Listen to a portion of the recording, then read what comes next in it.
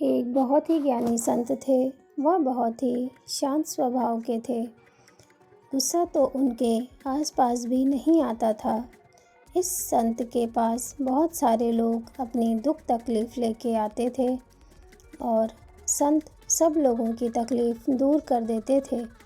एक दिन ऐसा हुआ कि एक बहुत ही क्रोधी आदमी उनके पास आया और बोला, हे बाबा, मुझे गुस्सा बहुत आता है और इस गुस्से को मैं अपने काबू में लाना चाहता हूँ।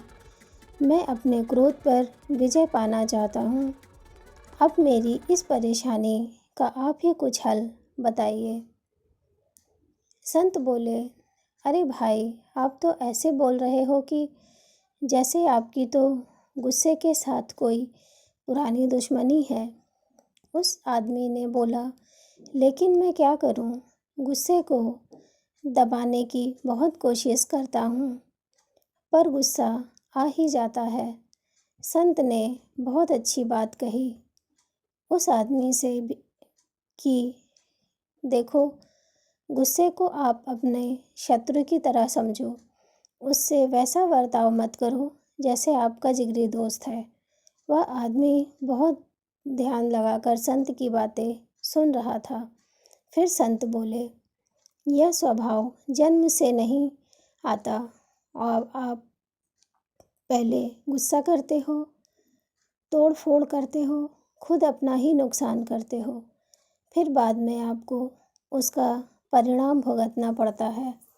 आप ऐसा व्यवहार करो कि उससे आपको कोई लेना देना नहीं है। जब आपको गुस्सा आए तो मन ही मन में यह बैठा लो कि मुझे गुस्सा कभी आता ही नहीं है। मैं गुस्से को अपने अंदर लाऊंगा ही नहीं और मुझे गुस्सा आ ही नहीं सकता। जब आप अपने मन में ऐसे सोचोगे तो यही सोच आपके गुस्से को दूर भगाएगा और आपके गुस्से को नष्ट कर देगा। जब आप अपने गुस्से को काबू में करना सीख गए ना, तब दुनिया में कोई भी व्यक्ति आपको सफल होने से नहीं रोक सकता। एक सच्चे मन से विचार कर लो अपने आप से ही कि मुझे गुस्सा आएगा ही नहीं।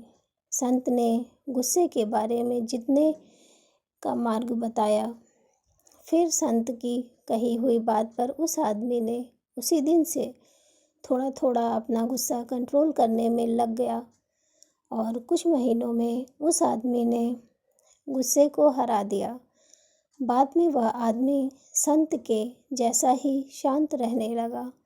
इससे वह जीवन में बहुत ही सफल होता चला गया और बाद में दुनिया का बहुत ही बड़ा आदमी बन के दिखाया। फिर वह आदमी बहुत वर्षों बाद उस संत से मिलने गया और बोला, बाबा, आपने तो मेरी किस्मत ही पलट डाली है। मैं आपको अपना गुरु मानता हूँ, मुझे आशीर्वाद दीजिए। इसीलिए कभी क्रोध नहीं करना चाहिए। दोस्तों, अगर आपको मेरी कहानी अच्छी लगी हो तो मेरे चैनल को लाइक, शेयर और सब्सक्राइब ज़रूर करें।